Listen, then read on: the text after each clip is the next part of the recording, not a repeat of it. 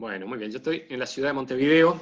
El Centro de Unión Latinoamericana es una organización no gubernamental integrada a la Institución Nacional de Derechos Humanos de Uruguay, representante en Uruguay de una organización internacional que es Jóvenes por los Derechos Humanos, que se dedica en todo el mundo a difundir el conocimiento de los derechos humanos. Todos los países miembros de ONU suscriben una declaración no solo de poner en práctica la defensa de los derechos humanos, sino de difundir su enseñanza. Y eso es algo que no siempre pasa. Patios Producciones presenta El Centésimo Mono con Patricia Silva, periodista y geobióloga. Si bien somos un país muy chiquito nosotros, esta radio y este canal de televisión son los únicos que por aire, en forma gratuita, cubren todo el país, lo cual no es un detalle menor. Doctor, le hago una pregunta. ¿Hubo algún antecedente, algo que hiciera sospechar que el SECAN iría por este rumbo? Bueno, realmente no. Más allá de que nosotros, todos los que vivimos en este país, sabíamos que las orientaciones socioeconómicas del nuevo gobierno iban por las antípodas del anterior. Nunca por lo menos a mí nunca se me ocurrió pensar que se fuera a intentar menoscabar valores tan caros para los uruguayos. Realmente nos sorprendió mucho. ¿Ha habido reacciones? Periodista. Sí, sin duda, sin duda. Mi pregunta es, ¿ha habido reacciones por parte de los medios de comunicación o todavía no han tomado conciencia de la magnitud de lo que esto significa? Los medios privados, solamente he visto algún mínimo comentario. Creo que se ha movido más a nivel de los periodistas como tales y a nivel de lo que ha sido ver las redes para después de un llamado de atención, que incluso el CEULA fue de los primeros en poner el acento en el tema, empezó a circular, porque fue algo que pasaba como inadvertido. No había tenido demasiada comunicación, salvo en uno de los periódicos de la mañana, que se llama La Diaria, que sí aparece todo el texto de esta circular y aparece un comentario en la parte editorial, que es bastante breve, pero hace referencia justamente a la alarma y el asombro que causa un tema como este. Supongo que en los informativos centrales del final de la tarde, el principio de la noche, aparecerá. En los de mediodía, en televisión por lo menos no ha aparecido mucho. Es más, hay 2 o 3 periodistas que pude ver que han mandado mensajes, provienen de la parte del periodismo deportivo, lo cual me llamó mucho más la atención que no sean aquellos periodistas que hacen políticos o críticos.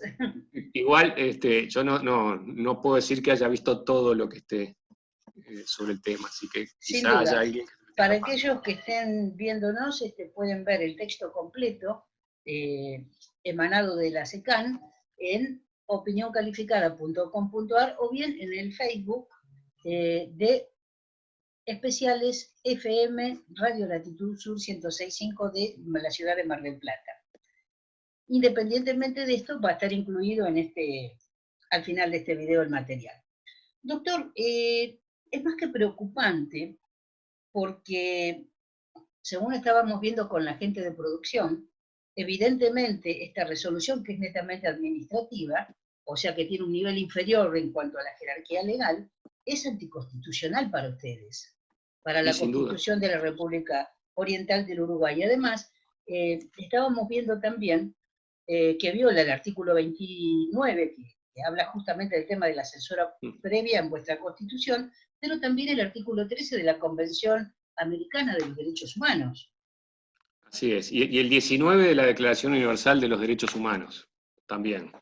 Y además lo que establecen un par de leyes, la 16.099 y 18.515 de nuestro país. Sin entrar a considerar, estamos hablando simplemente de lo que refiere a libertad de expresión, sin entrar a considerar lo que significa en cuanto a la libertad de trabajo de quienes trabajen en ese medio. Porque sin duda. aquí también esto se ve. A lo que nos preocupa, por ejemplo, a los docentes, Sí. es, y si después de esto vienen, además de esto que ya es disparatado, si se toca la libertad de cátedra, ¿a dónde vamos? No hay en la currícula habitualmente espacios dedicados a difundir el conocimiento de los derechos humanos. Nosotros hemos hecho muchas veces la prueba de a alguien que está hablando sobre derechos humanos preguntarle si sabe cuántos son y si se anima a mencionar por lo menos un tercio de ellos. Y realmente sorprende lo que uno escucha. Entonces, nuestro centro, bueno, lo que busca es poder ser constructores de ciudadanía, poder, además de promover el respeto irrestricto de los derechos humanos, ir en contra de todo tipo de discriminación, ir a favor del respeto mutuo, de la tolerancia, del respeto de la diversidad y de las minorías. O sea, en definitiva, de tratar de construir una sociedad más justa, más solidaria, más fraterna, más humana, ¿no? Tratamos de trabajar la solidaridad, separándola, distinguiéndola completamente del concepto de caridad, tomándola como algo horizontal, donde para ser solidario tengo que considerar al otro un igual a mí, y no a alguien que esté por debajo de mí, ¿no?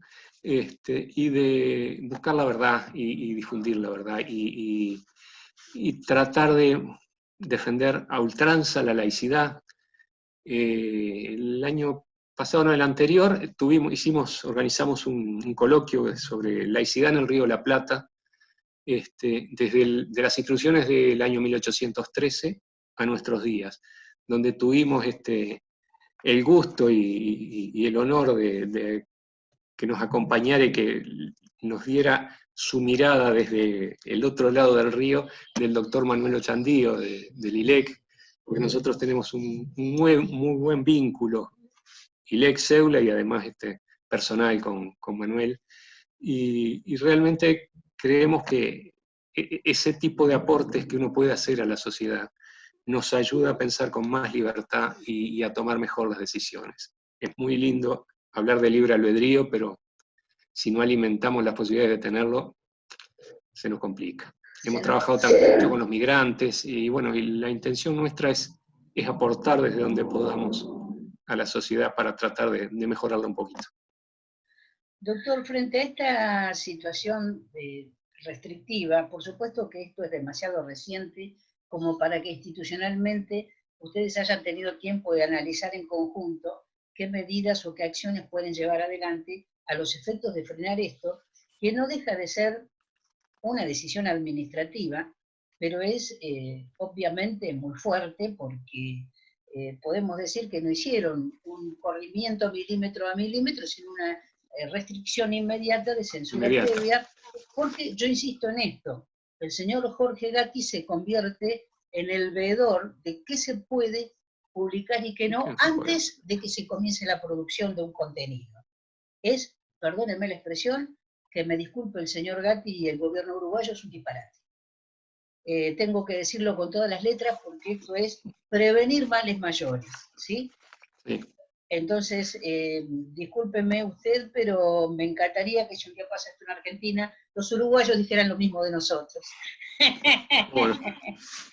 Es necesario. ¿Sabe que hay algo todavía más en ese comunicado, que dice que estas normas se van a regir por un protocolo que se va a elaborar en breve, es decir, que ni siquiera está elaborado. Además, entonces, no hay reglas de juego ni nada claro. No, seguro. Y solo rige para los medios públicos, no para los privados. Es decir, que este señor va a controlar lo que los medios de difusión del Estado, no del gobierno, porque una cosa es el Estado y otra cosa es el gobierno, pueden decir y de qué manera decirlo. Pero los medios públicos siguen en lo suyo. A mí hay un tema que me preocupa muchísimo. Bueno, en realidad todo el comunicado del SECAN es preocupante, desde el principio a final, pero si usted me permite, dice, en atención a la necesidad de establecer principios y criterios profesionales. La gente que está en los medios tiene su criterio profesional, pero además habla de criterios profesionales e institucionales. ¿Desde cuándo una institución tiene criterio? No es una persona. E instituciones comunes tales como servir el interés público. ¿Quién va a determinar qué es el interés público? Yo me acuerdo cuando aquí en la Argentina ingresé en la Facultad de Derecho, estudiábamos con los libros del doctor Carlos Nino, y en realidad hacía un análisis de qué era el bien común, y tomaba para un análisis muy importante, el que todos pueden acceder a los libros del doctor Nino, de los juicios de Nuremberg y cómo a partir de justificar todo en un interés común, que va a ser lo que el poder gobernante determine, cualquier cosa puede ser de interés común. Entonces, donde el interés o los derechos personales o personalísimos quedan desaparecidos bajo la capa de un interés común, entonces perdemos todos los derechos y es el camino hacia una pérdida de democracia. Para ser claros, es el primer paso hacia un totalitarismo. Por eso la preocupación, doctor. Usted me preguntaba qué pasos a seguir. Sí. Bueno, obviamente analizar mucho las posibilidades, pero dado que este servicio es dependiente del Ministerio de Educación y Cultura, una de las cosas que se puede hacer es presentar un recurso amparo, de acuerdo al artículo 318 de nuestra Constitución, o sea, en derecho a petición se llama, de solicitar que se deje sin efecto esta resolución administrativa. También vamos a acudir a la Institución Nacional de Derechos Humanos, porque para eso ha sido creada y esa es la función que cumple. Pero incluso hasta se puede ir más adelante, se podría ir a la Comisión Interamericana de Derechos Humanos, a la Corte Internacional de Derechos Humanos, es decir, posibilidades de actuar hay. Lo que me parece para mí que es fundamental es que en estas primeras horas, en estos primeros días, hacer que esto se conozca. Y que si la intención era que pasara inadvertido, no permitirlo, claro, y que se vea, que se sepa. Y que en eso que yo decía que nosotros intentamos de construir ciudadanía, tener muy claro que como ciudadanos tenemos responsabilidades, pero también tenemos derechos y también tenemos un poder. Las responsabilidades hay que cumplirlas, los derechos hay que conocerlos y los poderes hay que ejercerlos, porque si no los ejercemos se pierden. Y me parece que también esta situación en la que estamos viviendo, tan excepcional de la pandemia y de esta especie de encierro que para nosotros es voluntario, pero que nos ha llevado a plantear de muchas otras formas cómo salir de la situación, no solamente esperar lo que se haga desde las autoridades, sino apuntalar otras acciones, como puede ser en los aportes solidarios en las zonas más marginadas, lo que se llaman ollas solidarias, ollas populares, la recolección de alimentos, de material de limpieza, el apoyo al que está solo, a esa persona que está aislada y está sola y que a veces necesita algo tan simple como una llamada telefónica. O sea, eso es ejercer el poder, eso es tomar uno su propia cuota de poder. Sin perjuicio que, por supuesto, en una crisis como esta tiene que haber alguien que dirija y creo que en ese sentido nadie se opone a las medidas que está llevando adelante el gobierno, ni el comité de crisis, pero creo que cada uno puede y merece hacer lo que esté a su alcance. Estamos conversando con el doctor Jorge Fernández, presidente de CEULA, el Centro de Unión Latinoamericana. Pero yo le cuento a usted, señora, señor, que además el doctor es microbiólogo. ¿Cómo está viviendo Uruguay esta pandemia? ¿Cómo lo ve usted? Si me permite que lo saque del tema que nos convocó, ¿cómo lo viven los uruguayos? Ahora lo que van a decir es, ¿y cómo desde la microbiología este señor se anima a dar su opinión sobre estos temas? Yo quiero decir en mi legítima defensa que a mí me tocó estudiar y hacer el secundario, ingresar a la universidad en plena dictadura. Y tengo muy claro lo que es la pérdida de los derechos. Y desde ese momento, por más de que mi formación académica fuera para otro lado, siempre me interesó. Si usted me permite que lo interrumpa, yo me quedo como con el pensamiento de los antiguos griegos. Quienes deseen verlo pueden acudir al libro Politeia, que es muy interesante y accesible a todos, y ellos planteaban muy clarito, necesitamos ser ciudadanos útiles a la polis. Si yo no le puedo aportar a la polis, a la ciudad, soy un inútil. Entonces, no importa a qué nos dediquemos en la actividad profesional, sino que además todos tenemos que estar políticamente comprometidos, y no hablo de partidismos, hablo de aquella decisión que tiene el poder, el gobierno, el Estado, que nos afecta a todos por igual en la vida cotidiana. Entonces, no importa a qué se dedique cada uno, sino que todos tenemos que estar indudablemente comprometidos en la defensa de los derechos y en el respeto a las libertades, en la defensa de las libertades. Y muy atentos, como en este caso, cuando vemos no una luz naranja, sino ya una luz roja que titila y que nos dice, ojo acá. Ojo acá, y además Latinoamérica tiene la mala costumbre de contagiarse. Sí, sí. No nos cuesta demasiado, lamentablemente. Y bueno, y respondiendo entonces, sí, su pregunta, me lo voy a escapar un poco, le voy a decir que mi especialidad en la microbiología es la microbiología de los alimentos. Bien. Específicamente soy docente de microbiología alimentaria de la Universidad de la República, y bueno, la inmensa mayoría de los microorganismos que están presentes en los alimentos son bacterias y no virus como este. Así que puedo saber más o menos lo mismo que sabe cualquiera que esté bien informado del tema, aunque tenga algunos conocimientos de epidemiología más grandes que los de la media de la población. Permítame preguntarle, como ciudadano uruguayo, ¿cómo es hoy vivir la cuarentena en Montevideo? ¿Qué pueden hacer, qué no pueden hacer? ¿Están obligados a estar en casa? Nosotros le cuento. No. En Mar del Plata, yo para salir a la calle tengo que ponerme un barbijo. Y claro, yo también soy profesional de la salud, entonces veo gente por la calle que en realidad tiene un tapabocas y se cree que lleva un barbijo, o que se lo pone pero deja la nariz descubierta. Digo, hay tanto detalle. ¿Cómo lo viven ustedes? Bueno, aquí no es obligatoria, ha sido desde el primer momento recomendatorio, un muy alto porcentaje de acatamiento. Si bien ahora se flexibilizó un poco porque se liberó una parte de las actividades, se liberó la construcción, por ejemplo, y se liberó el acceso a las escuelas rurales, porque bueno, ahí se entendía que el riesgo de contagio era mucho menor. Aquí se ha acatado mucho.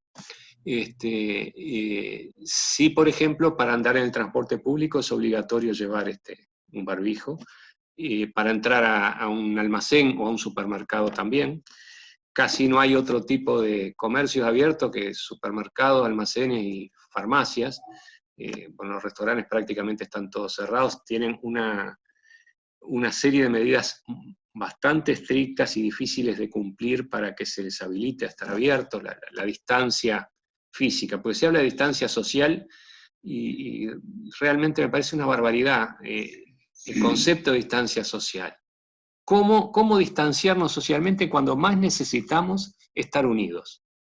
No, hay que ser más cuidadosos cuando usamos la palabra, ¿no? Pero sí se habla de que entre mesa y mesa tiene que haber 2 metros, que bueno, que tiene que haber una serie de disposiciones higiénicas y sanitarias, pero muy poquitos son los restaurantes que se han atrevido a abrir, y prácticamente mucha gente sí se queda en su casa,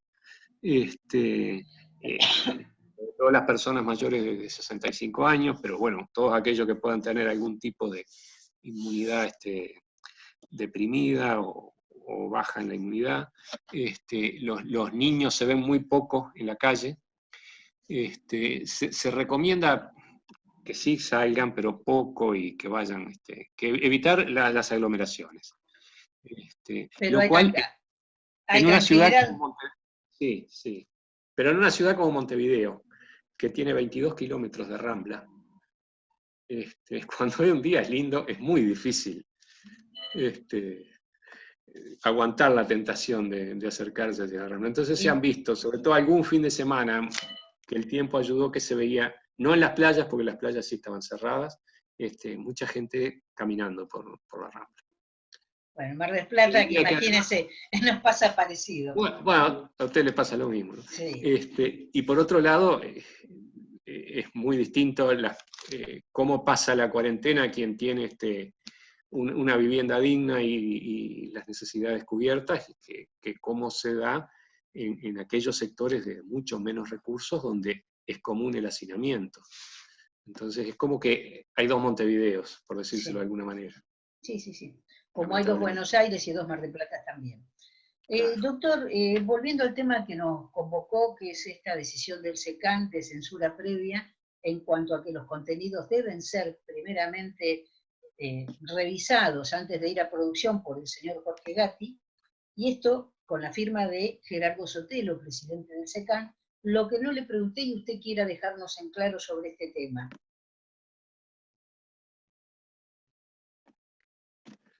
Y creo que más o menos está todo dicho aquí, ¿no? A mí me cuesta, yo no quiero suponer, pero me cuesta no asociar esta actitud que se tiene en este momento con algunos, en este momento acaba de enviarse hace unos días al Parlamento Nacional una ley de urgente consideración, que fue una bandera que se enarboló durante la campaña electoral, pero que no se conocían los contenidos. Se conocieron esos contenidos hace unos 15 días, y en medio de toda esta crisis en la que estamos viviendo, se acaba de enviar al Parlamento. Y allí aparecen algunos artículos que son, podría decir que alineados con esto. Se plantea hacerle una modificación importante a la ley de medios de difusión, que se había aprobado en gobiernos anteriores, donde hay un claro favoritismo hacia los medios privados en detrimento de los medios públicos.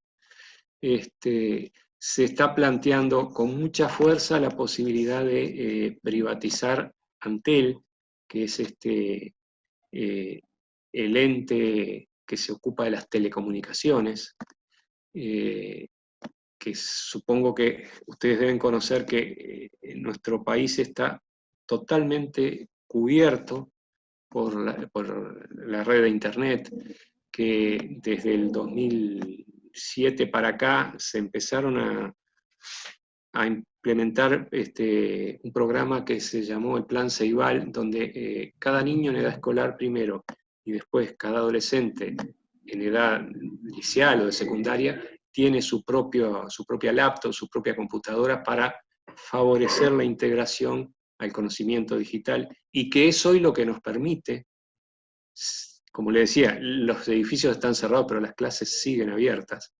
Se está tratando de terminar con el monopolio de Antel y facilitar el ingreso de otras empresas privadas.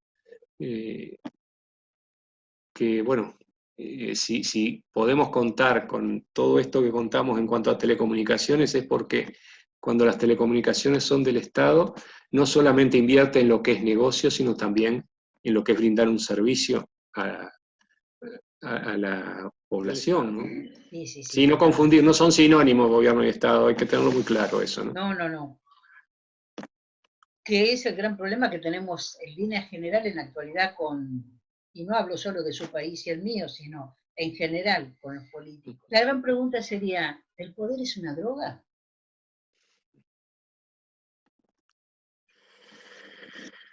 Su imagen vale más que 1000 palabras. Y si fuera, ¿hay algún lugar donde ir a rehabilitarse? Gran pregunta. Doctor, le agradezco mucho el tiempo que nos ha brindado y cómo nos ha puesto al tanto de lo que está ocurriendo en la hermana República de Uruguay. Y si usted me permite, lo comprometo dentro de un par de días, cuando usted lo considere que tengamos alguna novedad, porque queremos seguir la continuidad de este tema, queremos que se difunda, queremos que se sepa en todo el mundo lo que está ocurriendo, y además ver cómo se soluciona, cómo se resuelve, que esperamos que tengan la prudencia de dar marcha atrás con lo que por ahora es un acto administrativo. Que no se pretende avanzar más porque no están solos en esto, sin duda. América Latina los va a acompañar. Muchas gracias. Y yo le agradezco muchísimo a usted y a la emisora que tengan esa mirada y que difundan esto, porque es muy necesario que estas cosas cuando empiezan a ocurrir inmediatamente se vean. No sea cosa que después nos pase lo que ha pasado muchas veces a lo largo de la historia, que se empieza diciendo, bueno, pero esto a mí no me toca, no es conmigo. Ya van a y cuando llegar queremos reaccionar, ya es conmigo. Claro, sí, sin duda. La historia nos da muestra a cada paso de eso. Doctor, le agradecemos muchísimo por su tiempo y nos estamos comunicando próximamente entonces. ¿Cómo no? Cuando ustedes lo dispongan. Un saludo a toda la audiencia. Muchísimas gracias. Ha sido el doctor Jorge Fernández, presidente de CEULA, el Centro de Unión Latinoamericana, sobre el tema que hoy preocupa no solamente a la República Hermana del Uruguay, que es la censura previa que se pretende realizar a través de un acto administrativo, sino que nos preocupa a los argentinos también. Muchísimas gracias. Para recibir gratis nuestros boletines digitales, suscríbete en www.geobiologiamardelplata.com.ar. Escribinos a geobiología.mdp@gmail.com. Esto fue El Centésimo Mono. Con Patricia Silva, periodista y geobióloga.